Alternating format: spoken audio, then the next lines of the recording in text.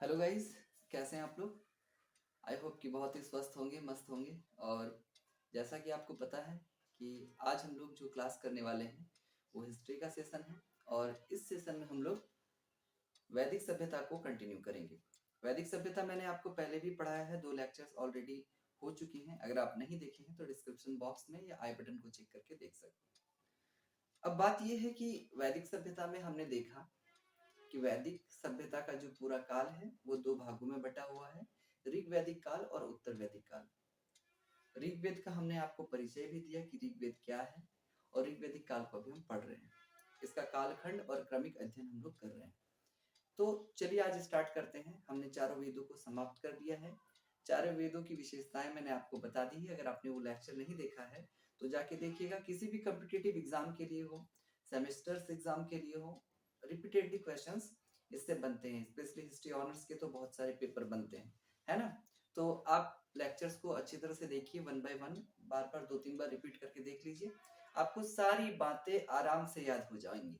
तो आज हम लोग स्टार्ट करते हैं आगे, यानी कि 4 वेदों की समाप्ति के बाद आज हम लोग वैदिक सभ्यता का तीसरा भाग स्टार्ट करेंगे। तो यहाँ पे हम लोग क्या पढ़ने वाले हैं। सबसे पहले पढ़ने वाले हैं उपनिषद के बारे में कि उपनिषद क्या होता है, राइट। सबसे पहले हम लोग उपनिषद से आज स्टार्ट करने वाले हैं। तो भारतीय दार्शनिक विचारों का प्राचीनतम संग्रह ही उपनिषद कहलाता है। दार्शनिक विचार क्या होते हैं, जैसे कि मान लीजिए किसी विषय वस्तु पर अपने अनुभव के आधार पर जो एक ज्ञान होता है, दार्शनिक विचार कहलाता है। तो भारतीय जो दार्शनिक विचार है, भारत का जो एक दौर रहा है, एक वैदिक सभ्यता का दौर रहा है, उसका जो एक निचोड़ है, ठीक है, उससे संबंधित एक ग्रंथ है। उसी ग्रंथ को हम लोग क्या टर्म कर रहे हैं, उसी संग्रह को क्या टर्म कर रहे हैं, उपनिषद टर्म कर रहे हैं। समझ में आ रहा है। उपनिषद क्या है, तो भारतीय दर्शन का स्रोत है, जनक है और पिता है। तो आपको अगर ऐसा क्वेश्चन फ्रेम करें कि भाई भारतीय दर्शन का स्रोत क्या है, या इसके जनक कौन है, या इसका पिता किसे कहा जाता है, तो आपका जवाब क्या होना चाहिए कि भाई उपनिषद ही भारतीय दर्शन का स्रोत है, जनक है या पिता है। आपको इतनी बातें तो क्लियर हो ही गई होंगी। आज हम लोग वेदांग को भी पढ़ने वाले हैं। तो वेदांग क्या है भाई, तो वेदों को पढ़ने के लिए जिन चीजों की सहायता लेनी पड़ती है। अगर आप वेदा को स्टडी कर रहे हैं, किसी भी वेद, चारों वेदों में सब कोई भी वेद पढ़ रहे हैं, तो आपको कुछ चीजों की आवश्यकता होगी, कुछ चीजों की मदद लेनी होगी। तो वे चीजें क्या कहलाते हैं, वेदांग कहलाते हैं। तो वेदांगों की संख्या 6 है। क्या है, शिक्षा, व्याकरण, छंद, कल्प, निरुक्त और ज्योतिष। फिर से रिपीट कीजिए, शिक्षा, व्याकरण, छंद, कल्प, निरुक्त और ज्योतिष। अब शिक्षा क्या है, तो भाई वेदाई पुरुष की नाक है शिक्षा। वेदाई पुरुष मतलब ऐसा पुरुष जो वेदों को पढ़ रहा है, वेदों के ज्ञान को जान रहा है, उसके लिए वेदाई पुरुष की नाक को ही क्या कहा जाएगा, भाई शिक्षा कहा जाएगा, राइट। वेदाई पुरुष की नाक को ही क्या कहा जाएगा, शिक्षा कहा जाएगा। इसको याद रखिएगा, इंपॉर्टेंट है, इससे सवाल बन रहा है। व्याकरण क्या है, तो भाई मुख। व्याकरण मतलब, व्याकरण ऐसे तो हमने डेफिनेशन व्याकरण का पढ़ा ही है कि व्याकरण वो विषय, किसी विषय का वो विशेष ज्ञान है जिससे किसी भाषा को बोलना, पढ़ना, लिखना आ जाता है ना। तो व्याकरण क्या है, जस्ट वेदों को स्टडी करने के लिए व्याकरण एक इंपॉर्टेंट पार्ट है इसका। और वेदाई पुरुष का मुख कहा गया है इसको, यानी कि मुंह कहा गया है। क्लियर है। छंद क्या है, तो छंद को पैर कहा गया है, वेदाई पुरुष का पैर कहा गया है। इसके साथ कल्पशुद्ध, निरुक्त और ज्योतिष को भी आप याद रखिएगा। तो ये 6 जो स्तंभ हैं, ये 6 जो पिलर्स हैं, समझ में आ रहा है। तो इन 6 के आधार पर ही हम लोग वेदों का अध्ययन कर सकते हैं। तो वेदों को अध्ययन करने के लिए या इसके अध्ययन को सरल बनाने के लिए जिन 6 फंडामेंटल थिंग्स की आवश्यकता होती है, वो 6 जो चीज है वो है वेदांग, वेदों के अंग वेदांग है। चलिए आगे शिफ्ट करते हैं। आगे आपका है कि भाई वेदों से संबंधित ब्राह्मण, किस वेद से कौन से ब्राह्मण संबंधित है। तो ब्राह्मण की बात करें तो ऋग्वेद में, ऋग्वेद से संबंधित ऐत्रेय ब्राह्मण है। याद रखिएगा, ये रिपीटेडली क्वेश्चंस बना है कि ऋग्वेद से कौन सा ब्राह्मण संबंधित है, तो याद रखिएगा, यहाँ ध्यान दीजिएगा, ऐत्रेय ब्राह्मण। श्यामवेद से तो बोलिएगा पंचविश या जामिनी। श्यामवेद से कौन सा ब्राह्मण संबंधित है, तो बोलिएगा पंचविश या जामिनी।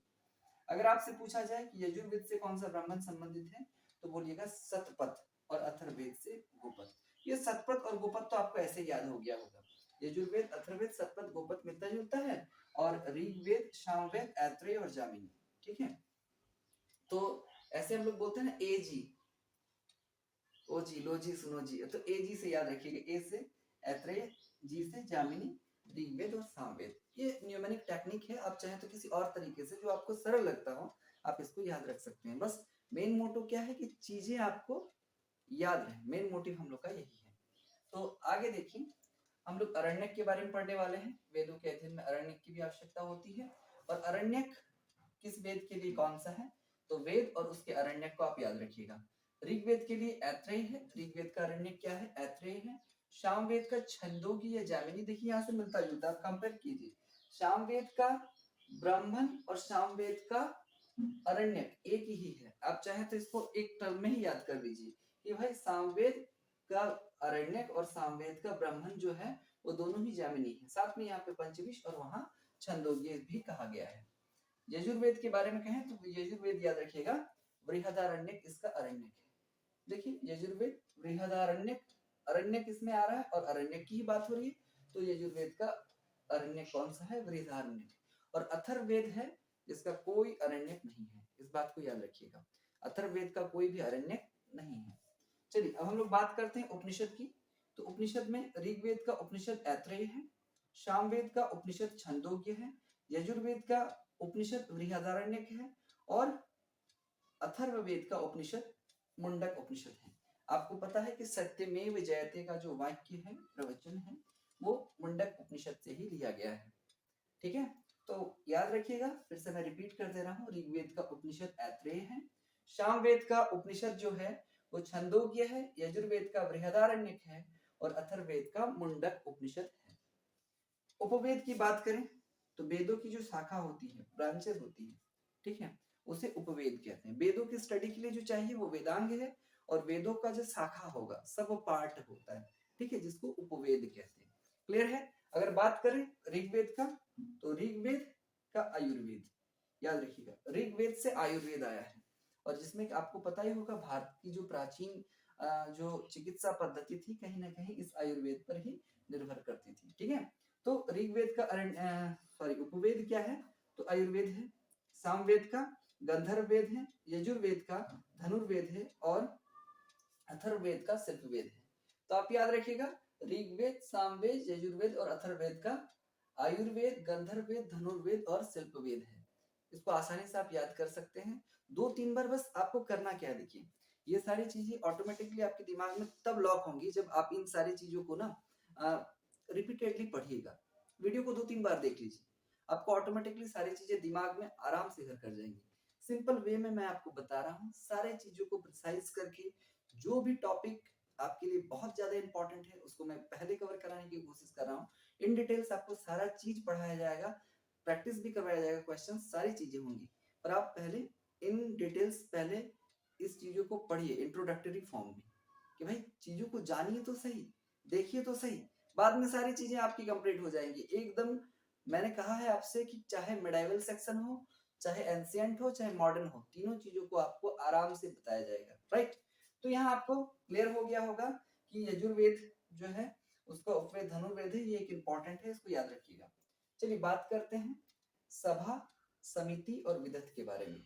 ये भी इंपॉर्टेंट टर्म है और इसको आप अच्छे से दिमाग में रखिएगा। सभा क्या है भाई, तो याद रखिएगा श्रेष्ठ अभिजात वर्ग, ठीक है, उनकी एक संस्था है सभा।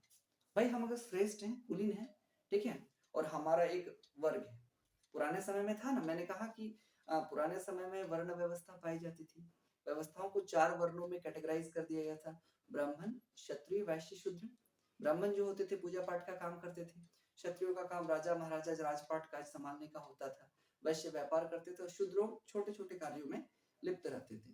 तो इस प्रकार से जो सभा था ना वो श्रेष्ठ अभिजात लोगों की संस्था थी, मतलब अच्छे लोग जो समाज में प्रतिष्ठित थे, उस समय के समाज में जिन्हें ऊंचे लोगों का दर्जा दिया जाता था, उन्हीं की संस्था क्या थी, सभा थी। ठीक है, इसमें कुछ न्यायिक अधिकार प्राप्त थे, याद रखिएगा इनको भाई, कुछ जुडिशियरी पावर था, इनको कुछ न्याय करने का अधिकार था। किनको था ये चीज सभा था, सभा जो था उनके मेंबर को कुछ न्यायिक अधिकार प्राप्त थे। समिति क्या थी, तो ये साधारण लोगों की संस्था थी, याद रखिएगा, सभा और समिति ये दोनों ही क्या है, अथर्ववेद में दोनों को जुड़वा पुत्री कहा गया है प्रजापति की, पर दोनों के जो कार्य थे वो अलग अलग थे। सभा का जो काम होता था वो काम होता था न्यायिक काम करना, फैसले सुनाना, डिसीजंस देना, राइट। और ये अभिजात लोगों की संस्था थी, श्रेष्ठ लोगों की। पर समिति जो थी ऐसा नहीं था, समिति एकदम साधारण लोगों की संस्था थी, आप हम कोई भी समिति में शामिल हो सकते थे। पर सभा में शामिल होने के लिए आपको सामाजिक तौर पर श्रेष्ठ होना आवश्यक था। तो सभा और समिति आपको क्लियर हो गया होगा। एक लास्ट टर्म हम लोग पढ़ने वाले हैं जो है विदत। ठीक है, विदत क्या थी, तो आर्यों की प्राचीनतम संस्था को विदत कहा गया है। ऋग्वेद के अनुसार आर्यों की जो सबसे प्राचीन संस्था थी उसको क्या कहा गया है, विदत कहा गया है।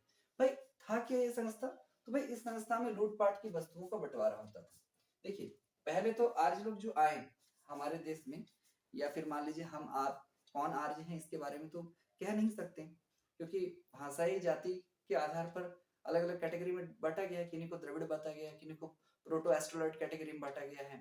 ठीक है, और भी आर्कियन, अल्पाइन, बहुत सारे कैटेगरीज में डिवाइड किया गया है। पर आर्यों का जो आगमन हुआ हमारे देश में वो कहीं ना कहीं ऐसा माना जाता है कि आर्य शिफ्ट हो गए। और आर्य का आगमन कहाँ से हुआ इसकी भी कोई विशेष मतलब पुख्ता प्रमाण नहीं है कि आर्य कहाँ से आए थे। समझ में आ रहा है ना, इसके कोई विशेष प्रमाण नहीं। पर ऐसा माना जाता है कि आर्य, अधिकतर लोगों का कहना है कि आर्य मध्य एशिया से आए, अधिकतर विद्वानों का। हालांकि बाल गंगाधर तिलक जैसे विद्वान कहते हैं कि आर्य कहाँ से आए थे ना, ध्रुवों से आए थे, तो ये अलग बात है। ठीक है, पर आर्य जो हमारे यहाँ पे आए उन्होंने क्या किया, भाई द्रविड़ों को दबा दिया, उनके इतिहास को लगभग लगभग समाप्त कर दिया और अपना नया सिरे से शुरुआत किया, वैदिक सभ्यता की शुरुआत की आर्यों ने। आर्य आए कहाँ से थे, तो भाई अगर मध्य एशिया से आए थे तो कुछ लोगों का मानना है कि अफगानिस्तान पाकिस्तान के बीच में जो खैबर दर्रा है, खैबर दर्रा को पार करके ही आर्य लोग हमारे देश में प्रवेश किए थे। तो अब जो आर्य आए तो वो यहाँ पे आके क्या करने लगे, लूटपाट करने लगे, सामान संग्रह करने लगे, इकट्ठा करने लगे। तो भाई उनका बंटवारा होता था, सामानों का बंटवारा होता था, और बंटवारे की जो संस्था थी ना उस संस्था को विदत कहा जाता था। तो विदत क्या है भाई, तो आर्यों की सबसे प्राचीनतम संस्था जहाँ पे लूटपाट के सामानों का बंटवारा होता था। याद रखिएगा, ऋग्वेद में विदत का वर्णन 122 बार हुआ है, याद रखिएगा 122 बार। और सबसे ज्यादा वर्णन किसका होता है, तो इंद्र का हुआ है 250 बार, इसको याद रखिएगा। आप कमेंट करके बता दीजिए कि गंगा और यमुना का वर्णन कितने कितने बार हुआ है, राइट।